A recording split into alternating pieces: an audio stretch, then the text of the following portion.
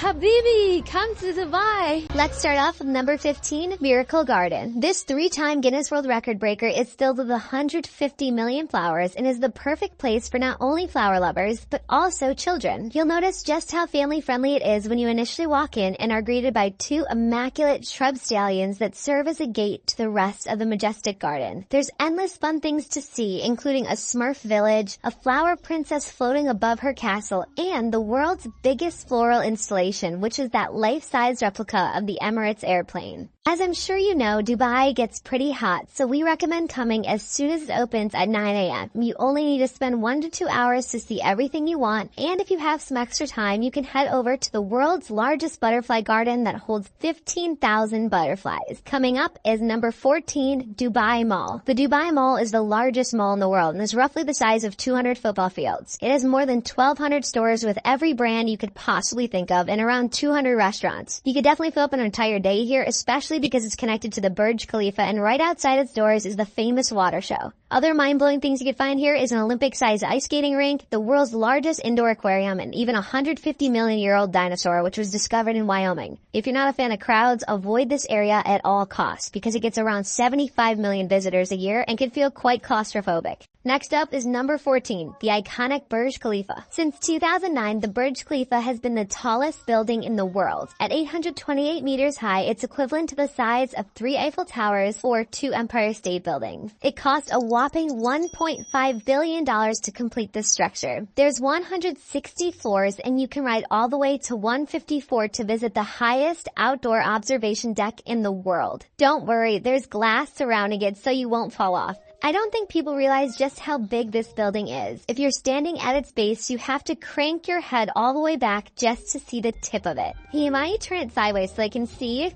Like how it doesn't even fit in the frame. Oh my god. The building's exterior contains 26,000 glass panels, and I know what you're thinking. How do they keep it so clean? Well, they hire 120 glass cleaners, and it takes them 3 months to clean the entire building. And of course, while you're there, just outside the Burj Khalifa, you can see the world's largest water show. The Dubai Fountain was designed by a California-based company also responsible for the creation of the Bellagio fountains in Las Vegas. It was so cool taking in the water show from above on the observation deck and then seeing it again from the ground floor. The fountains dance every 30 minutes starting at 6 p.m. The Burj lights up in the background and is truly a sight to see. Apparently this spot is also very cool at New Year's when there are fireworks shooting from the building combined with a truly sensational water show. Next we have number 12, Museum of the Future. This has to be one of the coolest buildings we've ever seen, and it makes sense because its nickname is the most beautiful building on Earth. The symbolism behind it, though, makes it even more impressive. The building's circular form represents humanity, the green mound it sits on represents the Earth, and the void in the middle represents our unknown future. Wrapping the outside of the windows are 3 quotes from Sheikh Mohammed, who is the Prime Minister of the UAE and the ruler of Dubai. And these quotes in Arabic are his thoughts and vision for the city's future. The Museum of the Future officially opened to the public in 2022, so it's brand new, and that's why we couldn't even get a ticket to enter.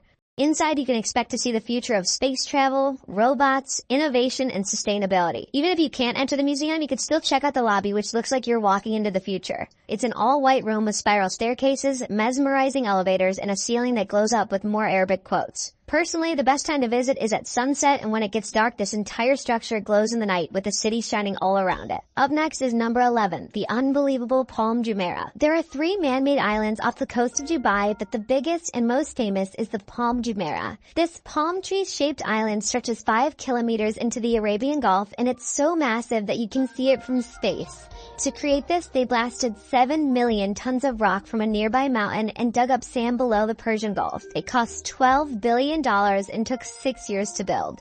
The famous Atlantis stands at the front of the palm, and here you can have a full day of fun at the water park, which broke the world record for most water slides. We actually did spend a day here, and it was an absolute blast. I think if you have kids, this is the perfect spot to get some of their energy out. Definitely visit the Tower of Neptune first to go on the Leap of Faith, Atlantis' most famous water slide. If you're an adrenaline junkie and want to go skydiving, I don't know of many other places that you can skydive with a view like this one. This is actually the only way to see the palm from above other than taking a helicopter ride. Let us know in the comments below if you've gone skydiving in Dubai, because we would love to hear your opinion. Let's move on to number 10, rooftop bars and pools. Dubai is all about that go big or go home mentality, and they definitely didn't skimp out on rooftop pools and bars. Of course, Dubai holds two more records. First, it has the world's highest infinity pool, and second, it has the world's highest 360-degree infinity pool called Aura Sky Pool. The one we really wanted to visit was the Aura Sky Pool, but of course it was booked out for 2 weeks when we were there, so please make sure to book reservations far in advance. If you like to drink alcohol with city views, we have heard great things about Level 43 Sky Lounge, which is located on the roof of the Sheraton Hotel. This Sky Lounge overlooks Sheikh Zayed Highway, which is this famous road that connects all 7 Emirates in the UAE. It has an astounding 14 lanes, and during your time in Dubai, you will definitely spot supercars flying down this highway. Now on to number 9, the Dubai frame. To be completely honest with you guys, at first I thought the concept of a gold-plated giant picture frame in the middle of the city was a little odd. I kinda didn't want to go, but then I found out what it symbolized. The Dubai frame represents a connection between both the past and the present in this rapidly changing city. When you're at the top of the building, on one side you'll see old Dubai where everything began, and on your other side you're going to be seeing the most futuristic city in the world that has just been built in the last 40 years' time. When you walk outside that elevator, the floors are actually censored, so when you step on them, they turn clear and you can see all the way to the ground below you. Even gave us a pretty good adrenaline rush stepping on those floors. Coming up, we have number 8, dune buggying. A trip to Dubai is not complete without visiting the sand dunes surrounding the city. We went on a safari tour that we'll talk about later in the video, but right now is all about dune buggying. We ended up choosing the cheapest 1-hour tour that we could find, which was $156 total for 2 people. That means each driver will get around 30 minutes behind the wheel, which was more than enough time for us. For our tour, we decided to get up bright and early one morning at 7 a.m. and head 1 hour to the sand dunes, which was the best decision. Not only is it less hot, but we had the entire tour to ourselves because no one wanted to get up that early.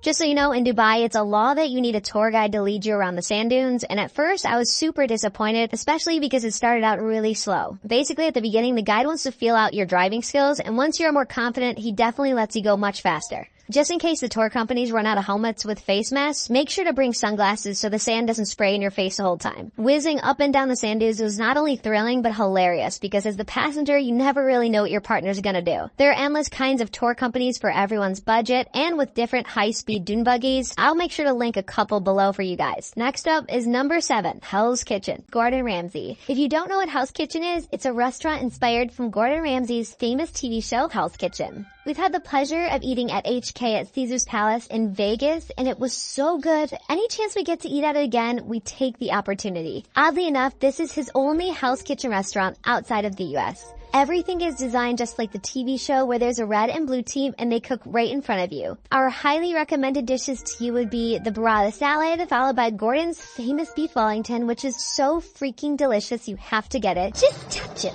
It's so raw, it's spooing.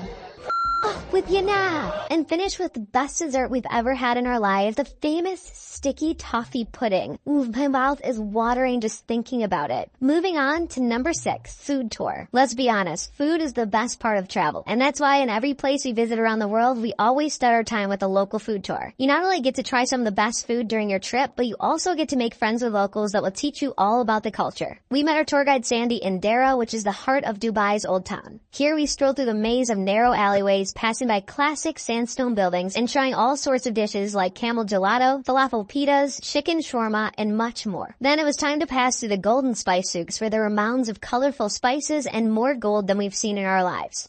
Lastly, we crossed the Dubai Creek on traditional boats to visit Bur Dubai and have delicious meze platters and some fresh squeezed orange juice. Throughout our experience, Sandy was begging us to try the camel burger, but Anna had zero interest because that's her favorite animal. Of course, I'm willing to try a bite of just about anything, so Sandy brought us to the most famous spot for camel burgers. To be honest, I felt guilty the entire time because in this restaurant, you are surrounded by tons of cute camel artwork and wallpaper. Visiting the old town of Dubai was such a breath of fresh air, especially when you're surrounded by skyscrapers all day. Now let's move on to number 5, jet skiing. Although you can jet ski anywhere in the world, there are very few places that offer as epic of a skyline as jet skiing in Dubai does. Within 1 hour, we were able to see the Burj Al Arab, the Atlantis, and the massive Dubai skyline with a Burj Khalifa in it. We booked a 1-hour session in the morning, and let me tell you, I don't think it was enough. We recommend going in the morning at 9 a.m. Not only is it a great way to wake up, but the waves are the calmest at that time. Even though sunset sounds like it would be nice and fun 1, the water gets super choppy and it's way more crowded, which allows you less room to go wild. Either way, you can't get too wild because it's a requirement in Dubai to jet ski with a tour guide, but our guy was super chill and Ian reached 70 miles per hour on his jet ski, so they're not extremely restrictive. Number 4, Dubai Marina and beaches. Dubai is probably one of the most well-rounded cities in the world. You have world record breakers for pretty much any category, beautiful architecture, old and new, deserts, and more fun than you could feel in a lifetime. But to have all this and be right next to the Persian Gulf with amazing beaches, you really can't beat it.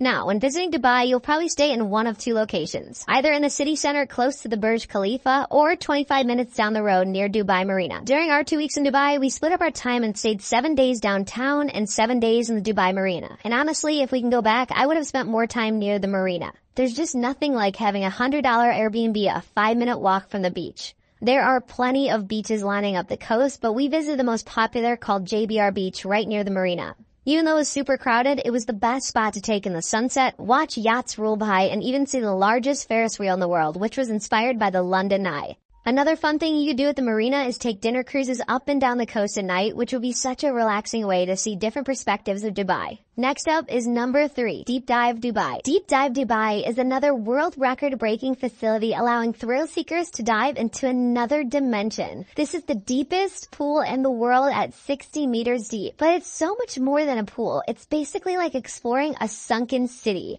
It seems like there are so many rooms and crevices filled with unique things to do. There's even a game room where you can play foosball or chess. That is like all my favorite things combined in one place. Deep Dive Dubai is the one thing I really wanted to do. Unfortunately, it's a bit expensive and it was all booked up while we were there. All the more reason to visit again though. Next up, number 2, Abu Dhabi. Even though this one isn't located in Dubai, an Abu Dhabi day trip is a must-do. Abu Dhabi is the largest emirate and also the capital city of the UAE. If Dubai is a financial and tourism hub, then Abu Dhabi is the oil capital. And that's because 96% of the country's oil is found in this one emirate. Right now, to visit Abu Dhabi, you need a COVID test, but most tour companies will help you set one up at your hotel beforehand. After driving an hour and a half from Dubai to Abu Dhabi, you can first stop at the Louvre Museum. If you haven't noticed, Dubai likes to copycat a lot of famous landmarks around the world, and they went over the top for the Louvre. Just for the name itself, the UAE paid France $500 million for a 30-year contract.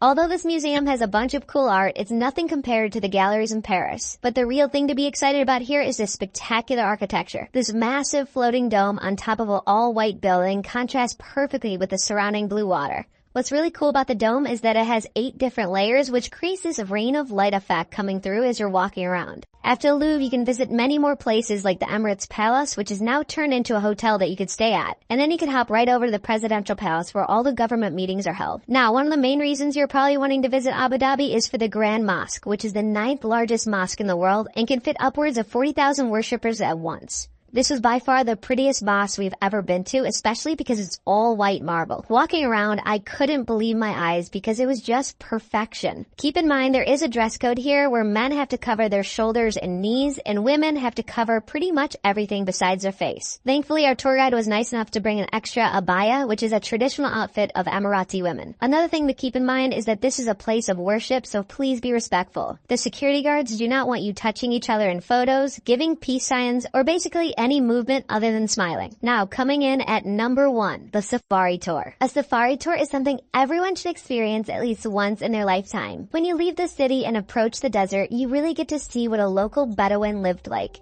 Bedouins are nomadic Arab tribes who have historically inhabited the desert regions. Although there aren't many native Bedouins left in the UAE, their traditions are passed down and celebrated with visitors. If you have a layover or just a short amount of time in Dubai, you should definitely book a desert safari tour. Here's everything that's included. First, you'll get picked up from your accommodation. It's about an hour drive to the desert, and the first thing offered is camel riding. Although we skipped the camel riding, we did get to say hi to some baby camels. After all, they are my favorite land animal. Next, we rode in a G-Class vintage Mercedes throughout the sand dunes, which was so much fun. It was a total vibe, especially once the most beautiful sun began setting. Along the ride, we spotted wild gazelles and even the incredible Arabian oryx. The Arabian oryx were so cool, I can't even describe it. These are the official animal of the UAE, and their extremely long, straight horns will truly blow you away. When